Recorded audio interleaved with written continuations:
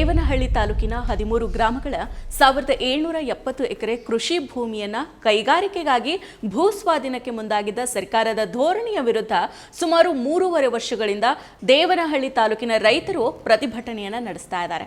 ಬರೋಬ್ಬರಿ 1000ಕ್ಕೂ ಹೆಚ್ಚು ದಿನಗಳಿಂದ ಹೋರಾಟವನ್ನ ನಡೆಸ್ತಾ ಇರೋ ರೈತ ಮುಖಂಡರ ಜೊತೆಗೆ ಮುಖ್ಯಮಂತ್ರಿ ಸಿದ್ದರಾಮಯ್ಯ ಅವರು ಜುಲೈ 4ರಂದು ಸಭೆಯನ್ನ ನಡೆಸಿದ್ದಾರೆ. ಅದರಂತೆಯೇ ರೈತರು ಸಿಎಂ ಅವರನ್ನ ಭೇಟಿ ಮಾಡೋದಕ್ಕೆ ಸಿಎಂ ಕಚೇರಿಗೆ ಹೋಗಿದ್ರು. ಆದರೆ ಇದೀಗ ರೈತರ ಆಸೆಯೆಲ್ಲ ನಿರಾಸೆಯಾಗಿದೆ. ಹೌದು, ಜೂನ್ 4ರಂದು ರೈತ ಹೋರಾಟದ ನಿರ್ಣಾಯಕ ದಿನ ಅಂತ ಭಾವಿಸಲಾಗಿತ್ತು. ಸರ್ಕಾರ ರೈತರ ಹೋರಾಟ ಹಕ್ಕೊತ್ತಾಯಗಳನ್ನು ಗೌರವಿಸಿ ಭೂಸ್ವಾಧೀನ ಪ್ರಕ್ರಿಯೆಯಿಂದ ಹಿಂದೆ ಸರಿಯುತ್ತೆ ಅಂತ ರೈತರು ಸೇರಿದಂತೆ ಇಡೀ ರಾಜ್ಯ ಎದುರು ನೋಡ್ತಾ ಇತ್ತು.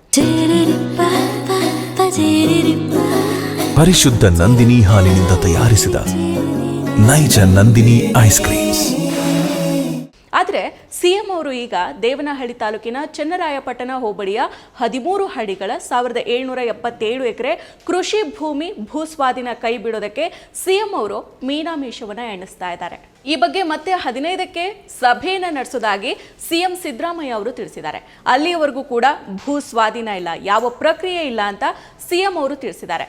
ಕೆಲವು ಕಾನೂನು ತೊಡಕುಗಳಿರೋದ್ರಿಂದ ಅವುಗಳನ್ನು ಪರಿಹರಿಸಿ ನಂತರ 15ರ ಸಭೆಯಲ್ಲಿ ತೀರ್ಮಾನವನ್ನ ತಿಳಿಸ್ತೀವಿ ಅಂತ ಸಿಎಂ ಅವರು ಹೇಳಿದ್ದಾರೆ. ಇನ್ನು ಮುಖ್ಯಮಂತ್ರಿಗಳ ಸಭೆಯಲ್ಲಿ ರಮೇಶ್ ಚಿ ಮಾಚನಹಳ್ಳಿ, ಕಾರಳ್ಳಿ ಶ್ರೀನಿವಾಸ್, ಮುಕುಂದ್ ಚಿ ಮಾಚನಹಳ್ಳಿ, ಪ್ರಕಾಶ್ ರಾಜ್, ನೂರ್ ಶ್ರೀಧರ್, ಬಡಗಲ್ಪುರ ನಾಗೇಂದ್ರ, ಎಸ್ ವರಲಕ್ಷ್ಮಿ, ಸಿದ್ದನಗೌಡ ಪಾಟೀಲ್, ಮೀನಾಕ್ಷಿ ಸುಂದರ್ ಸೇರಿದಂತೆ ಇತರರ ರೈತ ನಿಯೋಗದ ಮುಖಂಡರುಗಳು ಭಾಗಿಯಾಗಿದ್ದರು. ಮುಖ್ಯಮಂತ್ರಿಗಳ ನೇತೃತ್ವದಲ್ಲಿ ನಡೆದ ಸಭೆಯಲ್ಲಿ ನಮ್ಮ ಎಲ್ಲ ಮುಖಂಡರುಗಳು ಅಲ್ಲಿನ ರೈತರ ಪರಿಸ್ಥಿತಿಯನ್ನು ಮತ್ತು ಈ ಭೂಸ್ವಾಧೀನಕ್ಕೆ ಸಂಬಂಧಪಟ್ಟಾಗೆ ಕೂಡಲೇ ವಾಪಸ್ ತಗೋಬೇಕು ಅನ್ನೋದನ್ನು ಮುಖ್ಯಮಂತ್ರಿಗಳು ಮತ್ತು ಸಚಿವರ ಮುಂದೆ ಅತ್ಯಂತ ಸಮರ್ಥವಾಗಿ ಇವತ್ತು ತಮ್ಮ ಅಭಿಪ್ರಾಯಗಳನ್ನು ಮಂಡಿಸಿದ್ದಾರೆ. ವಿಶೇಷವಾಗಿ ಸರ್ಕಾರಕ್ಕೆ ಒಂದು ರೀತಿ ಇಕ್ಕಟ್ಟನ್ನು ಸಿಕ್ಕಿಸುವಂಥ ಕೆಲಸವನ್ನು ನಮ್ಮ ಎಲ್ಲ ಪದಾಧಿಕಾರಿಗಳು ಇವತ್ತು ಒಗ್ಗಟ್ಟಿನಿಂದ ಮಾಡಿದ್ದಾರೆ ಮತ್ತು ಈ ರಾಜ್ಯಕ್ಕೆ ಒಂದು ಕರೆ ಕೊಟ್ಟಿದ್ದಾರೆ. ನೀವು ಚನ್ನರಾಯಪಟ್ಟಣದ ಈ ಭೂಸ್ವಾಧೀನ ಹೋರಾಟವನ್ನು ಹಿಂಪಡಿಲೇಬೇಕು ಅನ್ನೋ ಮಾತನ್ನು ಅತ್ಯಂತ ಗಂಭೀರವಾಗಿ ಸರ್ಕಾರಕ್ಕೆ ಹೇಳಿದ್ದಾರೆ. ಈ ಎಲ್ಲವನ್ನು ನೋಡಿ ಮುಖ್ಯಮಂತ್ರಿಗಳು ನಾನು ಮುಂದಿನ 15ನೇ ತಾರೀಕು ಸಭೆಯನ್ನು ಕರೆದು ನನ್ನ ಮತ್ತು ನನ್ನ ಸರ್ಕಾರದ ತೀರ್ಮಾನವನ್ನು ಪ್ರಕಟಿಸ್ತೀನಿ ಅಂತ ಹೇಳಿದ್ದಾರೆ. ಆಗ ನಾವು ಒತ್ತಾಯ ಮಾಡಿ ಹೇಳಿದ್ದೀವಿ, ಅದು ರೈತರ ಪರವಾಗೇ ಇರಬೇಕು ನಿಮ್ಮ ತೀರ್ಮಾನ, ಇದು ರಾಜ್ಯ ಮತ್ತು ರಾಷ್ಟ್ರೀಯ ಮಟ್ಟದ ಹೋರಾಟ ಆಗಿ ರೂಪುಗೊಂಡಿರೋ ಕಾರಣಕ್ಕೆ ಯಾವುದೇ ಕಾರಣಕ್ಕೂ ನೀವು ರೈತ ವಿರೋಧಿ ಆಗಬಾರ್ದು ಅನ್ನೋ ಮಾತನ್ನು ಎಲ್ಲ ಮುಖಂಡರುಗಳು ಸರ್ಕಾರದ ಗಮನಕ್ಕೆ ತಂದಿದ್ದಾರೆ. ಮುಖ್ಯಮಂತ್ರಿಗಳು ಸಹ ನಾನು ರೈತರ ಒಂದು ಹಿತವನ್ನು ಬಯಸ್ತೇನೆ ಅನ್ನೋ ಮಾತನ್ನು ಸಹ ಅವರು ಇವತ್ತು ವ್ಯಕ್ತಪಡಿಸಿದ್ದಾರೆ. ಮತ್ತೆ ಮತ್ತೆ ಸವಿಯಬೇಕೆನಿಸುವ ಮೃದುವಾದ ನಂದಿನಿ ಪನ್ನೀರ್. ಇನ್ನು ಜೂನ್ 25ರಂದು ರೈತರು ಮತ್ತು ರಾಜ್ಯದ ನಾನಾ ಸಂಘಟನೆಗಳ ಹೋರಾಟಗಾರರು ದೇವನಹಳ್ಳಿ ಚಲೋ ಪ್ರತಿಭಟನೆಯನ್ನ ನಡೆಸಿದ್ದಾರೆ.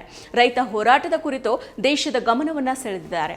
ಜೂನ್ 24ರಂದು ಸುದ್ದಿಗೋಷ್ಠಿ ನಡೆಸಿದ್ದ ಕೈಗಾರಿಕಾ ಸಚಿವ ಎಂಬಿ ಪಾಟೀಲ್ 3 ಗ್ರಾಮಗಳ 450 ಎಕರೆ ಭೂಮಿಯನ್ನ ಮಾತ್ರನೇ ಭೂಸ್ವಾಧೀನ ಪ್ರಕ್ರಿಯೆಯಿಂದ ಕೈ ಬಿಡೋದಾಗಿ ಘೋಷಣೆ ಮಾಡಿದ್ರು.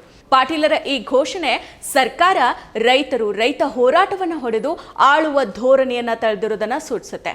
ದೇವನಹಳ್ಳಿ ತಾಲೂಕಿನ 1770 ಎಕರೆ ಭೂಮಿಯನ್ನ ಭೂಸ್ವಾಧೀನದಿಂದ ಕೈ ಬಿಡಬೇಕು ಅಂತ ರೈತರು ಆಗ್ರಹ ಮಾಡಿದ್ರು. ಜೂನ್ 27ರಿಂದ ಬೆಂಗಳೂರಿನ ಸ್ವಾತಂತ್ರ್ಯ ಉದ್ಯಾನವನದಲ್ಲಿ ಅನಿರ್ದಿಷ್ಟಾವಧಿ ಧರಣಿಯನ್ನ ಆರಂಭ ಮಾಡಿದ್ರು. ಇನ್ನು ಮುಖ್ಯಮಂತ್ರಿ ಸಿದ್ದರಾಮಯ್ಯ ಅವರು ರೈತರ ಜೊತೆಗೆ ಜುಲೈ 4ರಂದು ಸಭೆ ನಡೆಸೋದಾಗಿ ಕೂಡ ತಿಳಿಸಿದ್ರು. ಈ ಸಭೆಗೆ ಮುನ್ನ ಪೂರ್ವಭಾವಿಯಾಗಿ ಜುಲೈ 3ರಂದು ಸಿದ್ದರಾಮಯ್ಯ ಅವರು ಉಪಮುಖ್ಯಮಂತ್ರಿ ಡಿಕೆ ಶಿವಕುಮಾರ್, ಕಾನೂನು ಸಚಿವ ಎಚ್.ಕೆ. ಪಾಟೀಲ್, ಬೆಂಗಳೂರು ಗ್ರಾಮಾಂತರ ಜಿಲ್ಲಾ ಉಸ್ತುವಾರಿ ಸಚಿವ ಕೆ.ಎಚ್. ಮುನಿಯಪ್ಪ, ಹಾಗೆಯೇ ಕೈಗಾರಿಕಾ ಸಚಿವ ಎಂಬಿ ಪಾಟೀಲ್, ಇಂಧನ ಸಚಿವ ಕೆ.ಜೆ. ಜಾರ್ಜ್, ಹಾಗೆಯೇ ಕಂದಾಯ ಸಚಿವ ಕೃಷ್ಣ ಭೈರೇಗೌಡ, ಗ್ರಾಮೀಣಾಭಿವೃದ್ಧಿ ಸಚಿವ ಪ್ರಿಯಾಂಕ್ ಖರ್ಗೆ, ಜಿಲ್ಲಾಧಿಕಾರಿ, ಪೊಲೀಸ್ ವರಿಷ್ಠಾಧಿಕಾರಿ ಹಾಗೂ ಕೆಐಎಡಿಬಿ ಸಿಇಒಗಳ ಜೊತೆಗೆ ಸಭೆಯನ್ನು ನಡೆಸಿದ್ದಾರೆ. ಇವತ್ತು ಮಾನ್ಯ ಮುಖ್ಯಮಂತ್ರಿಗಳು ರೈತರನ್ನೊಂದು ಸಭೆ ಕರೆದು ರೈತರ ನಿರ್ಣಯನ ಮಾತಾಡಿದರು. ಅವರು ನಾನು ರೈತರ ಪರವಾಗಿರೋಂಥ ಮುಖ್ಯಮಂತ್ರಿ, ಹೋರಾಟದಿಂದ ಬಂದಿರೋಂಥ ಮುಖ್ಯಮಂತ್ರಿ, ನಾನು ರೈತರಿಗೆ ಯಾವುದೇ ತೊಂದರೆ ಮಾಡಲ್ಲ ಅಂತ ಹೇಳಿದರು. ಆದರೆ ನಮ್ಮ ಎಲ್ಲ ಹೋರಾಟಗಾರರು ಅವ್ರು ಪ್ರಶ್ನೆ ಮಾಡಿದಾಗ ಆ ಮುಖ್ಯಮಂತ್ರಿಗಳಾದವರು ಒಂದು ದಿನಾಂಕ ಕೊಡಬೇಕು, ಒಂದು ಸಮಯ ಕೊಡಬೇಕು, ಅದು ಎಷ್ಟು 10 ದಿವಸ ಟೈಮ್ ಕೇಳಿದ್ದಾರೆ. ಅದಕ್ಕೆ ನಮ್ಮ ನಾಯಕರೆಲ್ಲ ಒಪ್ಕೊಂಡು ಸಮಯ ಕೇಳಿದ್ದಾರೆ. ಆದರೆ ನನ್ನ ಅನಿಸಿಕೆ ಪ್ರಕಾರ ಮುಖ್ಯಮಂತ್ರಿಗಳು ರೈತರ ಪರವಾಗಿ ಮಾಡ್ತಾರೆ ಅನ್ನೋದು ನನಗೆ ನಂಬಿಕೆ ಇಲ್ಲ. ಯಾಕೆಂದರೆ ಅವರು ಕಾರ್ಪೊರೇಟ್ರ್ ಪರವಾಗಿಯೇ ಕೆಲಸ ಮಾಡೋದು ಈ ಸರ್ಕಾರಗಳು ಇವತ್ತು ಕಾರ್ಪೊರೇಟ್ರ್ ಪರವಾಗಿ ಇದೆಯೇ ಹೊರತು ರೈತರ ಪರವಾಗಿ ಯಾವುದೂ ಕಾಣಿಸ್ತಾ ಇಲ್ಲ ನನಗೆ. ಏನೋ ಈ ಸಮಯವನ್ನು ಮುಂದೂಡಿ ಇವತ್ತು ನೀವು ದೊಡ್ಡ ಮಟ್ಟದ ಫ್ರೀಡಮ್ ಪಾರ್ಕಲ್ಲಿ ಏನು ಸಭೆ ಇದೆಯೋ ಆ ಜನ ಏನು ಒತ್ತಡಕ್ಕೆ ಸಿಗಾಕೊಂಡು ಅದಕ್ಕೆ ತಪ್ಪಿಸ್ಕೊಳಕ್ಕೋದ್ರೆ ಈ ಸರ್ಕಾರ ಈ ಥರ ಮಾಡ್ತಾರೆ ಅಂತ ನನ್ನ ಅನಿಸಿಕೆ ಇದೆ. ಈ ಒಂದು ಹೋರಾಟ ನೀವು ಸ್ವಲ್ಪ ಎಚ್ಚರಿಕೆ ತಗೊಂಡು ರೈತರ ಪರವಾಗಿ ಮಾಡಿದರೆ ಉಳಿಸಿದರೆ ನಮ್ಮದೇನು 1777 ಎಕರೆ ನಾವು ಆಸೆ ಇಟ್ಕೊಂಡು ಹೋರಾಟ ಮಾಡ್ತಿದ್ರಿ 4 ವರ್ಷದಿಂದ, ಅದನ್ನು ಉಳಿಸ್ಕೊಟ್ರೆ ನಾವು ಒಪ್ತೀವಿ. ಇಲ್ಲ ಅಂದರೆ ಮುಂದಿನ ದಿನಗಳಲ್ಲಿ ನಾವು ತೀವ್ರತರವಾದ ಉಗ್ರವಾದ ಹೋರಾಟಕ್ಕೂ ಇಳಿತೀರಿ. ಈ ಸರ್ಕಾರಕ್ಕೆ ನಾವು ಭಯಪಟ್ಟು ಓಡೋಕ್ಕೆ ನಾವಿಲ್ಲ. ದೇವನಹಳ್ಳಿ ತಾಲೂಕಿನ ರೈತರ ಹೋರಾಟ ಕರ್ನಾಟಕದ ಆತ್ಮ ಸಾಕ್ಷಿಯನ್ನ ಬಡಿದೆಬ್ಬಿಸಿದೆ. ರೈತರ ದನಿಯ ಜೊತೆಗೆ ಇಂದು ಇಡೀ ನಾಡು ದನಿಗೂಡಿಸಿದೆ. ನನ್ನ ಫೇವರೇಟ್ ನಂದಿನಿ ಚೀಸ್. ಈಗ ಎಲ್ಲರ ಫೇವರೇಟ್ ನಂದಿನಿ ಚೀಸ್.